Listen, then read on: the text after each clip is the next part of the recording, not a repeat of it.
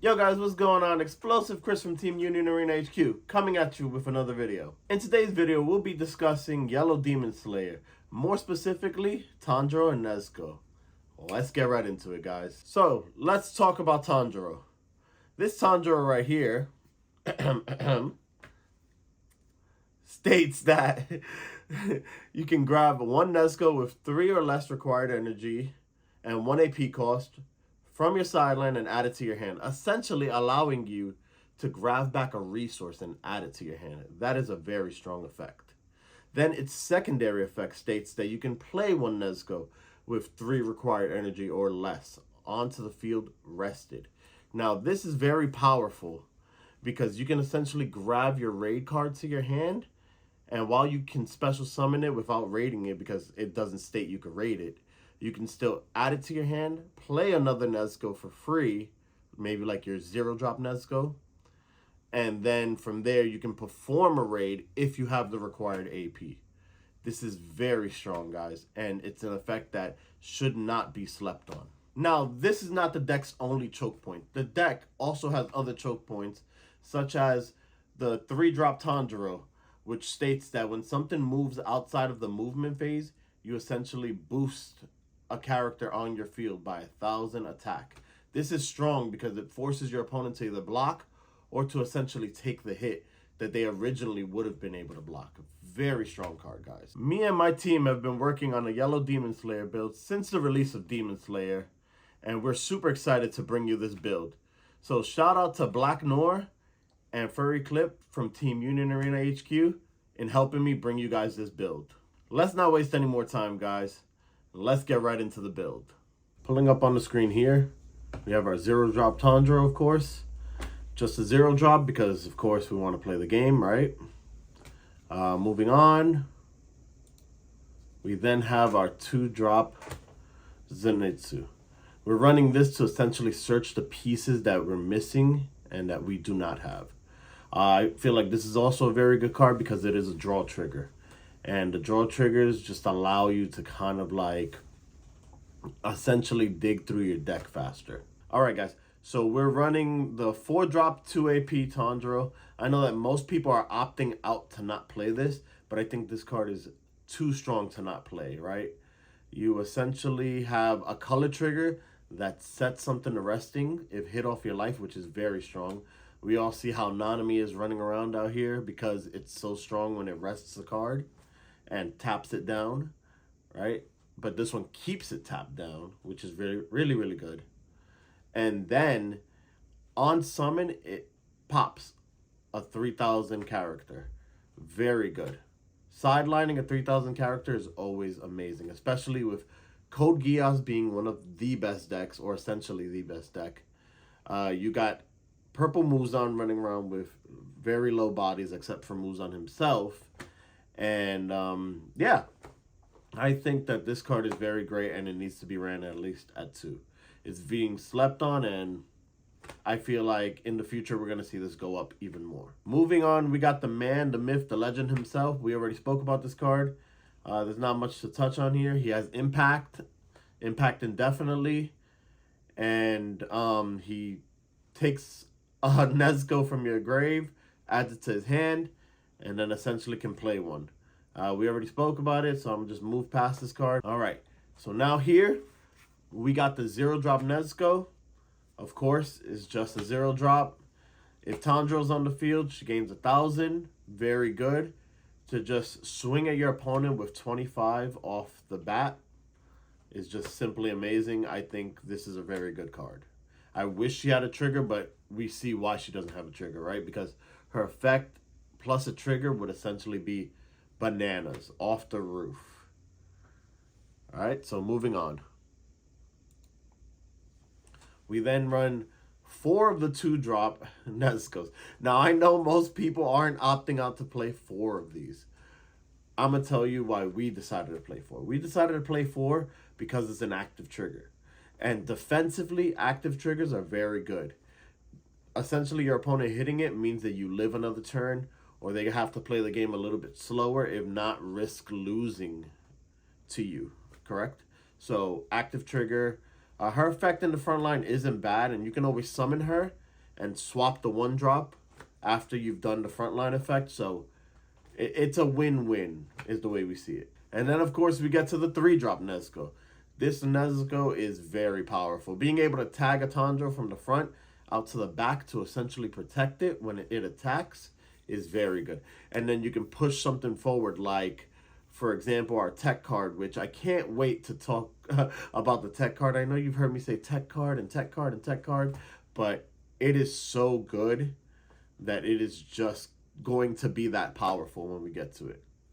So let's move on. All right, then we're running this card just because it's like Gojo, it's a generator, and we need essentially to get to 4. If we could get to 4 energy in the back with less cards and we can push up more, essentially we have more plays than our opponent, and that's always a good thing. Then we decided to play Tengen Uzi. I know that most people don't play this card, but I think it's very powerful, especially with the 3-drop Nezuko, because you can essentially tag a Tanjiro to the back, push this card forward, attack, and if they don't deal with this card, at the start of your next turn, you'll just switch him to the back and push Tanjiro to the front, and essentially you got an infinite loop that's going to continuously hit your opponent like that. Your opponent does not want to see this card coming to the front every time Nezuko attacks, because essentially you're always going to have the energy you need to play. And then during battle, after Tanjiro already did the damage or swung or got rid of the body, whatever they decided to do, now you tag forward. And then this card hits you again, basically. And then later on, it tags back to become the energy you need. Very powerful card, guys. Very powerful card. So moving on. Last one. And this is the tech card that we've all been waiting for. So, yes, we're running the Wind Hashira. Now, I know you guys are going to say, Chris, but this card doesn't have a trigger. It's not good. It's 2,000 attack.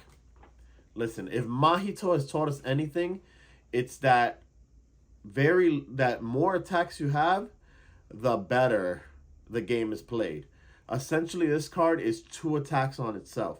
If you have a full board and he's one of them, you essentially have 5 attacks. So your opponent is always going to take 1 hit at least. And that's including if you don't have an impact, that then becomes 2 hits. Nezuko tagging, that becomes 3 hits. You see how it builds up more and more? And when me and Black Noir talked about this, because this was his tech, by the way. Shout out to Black Noir from Team Union Arena HQ for coming up with this. He's just a genius. He said you can essentially use it for energy in the back row and then tag it to come forward. If you swap a Tanjiro with it, you essentially would impact them, and then this hits them 2 more times. So that's 2 blocks they got to do. Even if they block it, that's okay. You now used 2 monsters, or 2 characters. Sorry, I'm used to Yu-Gi-Oh! I'm a Yu-Gi-Oh! Player. Yes, I'll admit it. But I say monster, character, doesn't matter, right? Essentially, you have to block with 2 characters, right? Just for this card. And then you only have 2 more blocks. And if I have 3 other attacks, I'm essentially going to bleed 1 through, plus the impact that I hit you with, and that doesn't include if Nezuko's on the field or if I didn't tag the other Nezuko in. Like, there's so many things you could do with this. Essentially, having 2 of these on the field means you have 6 or 7 attacks some turns. Some turns 5, some turns less. Starting off and hitting your opponent with this very early, your opponent does not know what to do. And it's just a 2 energy generator. It's like, it's such a good card. I can't stress this card enough. This card is so good. So, once again, shout out to Black Noir for this one. Moving on, we of course run the total concentration breathing. Please run 4 of this, guys.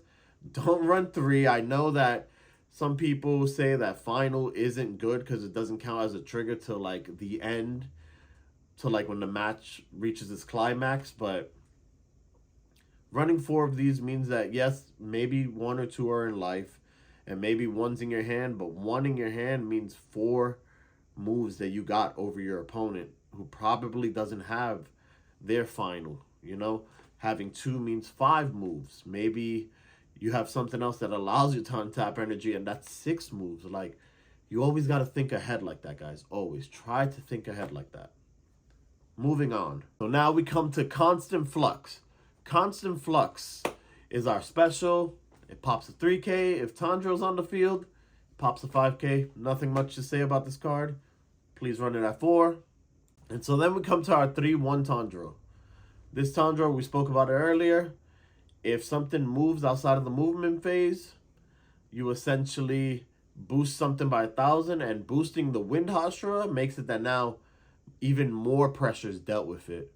Or boosting the 25 the 0-drop Nezuko that goes up to 25, she's now 35, and like you now have to block her with something that's 4,000 in order to live, if not lose a character on your board. It's so strong. This card is so good, and it's a 2 energy producer.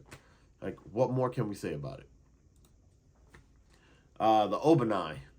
We decided to run this as one of our 0-drops because it's a trigger, a draw trigger at that. And we've seen how strong draw triggers are, especially in Blue Sukuna, right? Running the Cap Dude. That's what we call him. We call him the Cap Pirate or Cap Dude, whatever. You guys know his name. Don't act like you don't. This card right here. Okay? So essentially, we decided to run him because he's like that. He's just a 0-drop, 2,000, and a draw trigger. It's not much more to say about him. Moving on, we're at our Nezuko, the 1-drop. The one that at the start of the battle phase, you may move her up and switch her with something else. This is really good. Like, if you play the 2-drop Nezuko in front, you minus something. So now, essentially, once again, going back to our tech card, the Wind Hashira. The Wind Hashira now can beat over something, especially if the Tanjiro boosted him. He's 3,000 with double swings. And then with her moving forward and moving something else, or moving the Wind Hashira up, it's just amazing. Very good combo, trust me, guys. And then we are running the Tanjiro from the starter deck. We're running him at 2. We're running him because essentially he's a very good card, and although he doesn't retain impact permanently, impacting your opponent that turn is very strong. And then he retains 500 extra boost until your next turn. So defensively dropping him is good, or offensively dropping him is good. This card is very good. I think in the future we will make an adjustment towards him, but for now we are running him. So yeah, guys, that's the deck. Thank you for watching. Be sure to like, subscribe, comment. Let me know your thoughts on the deck. Maybe things you disagree with, things you agree with. Maybe you like the deck and want to try it out for yourself. I can't wait to get the physical cards and try them. This is just something that me and my team put together for you guys, and I'm more than eager to try it out. These are our ratios and our numbers. There will be things that change in the future, and so stay tuned for that. And as always, guys, take it easy. See you on the next one.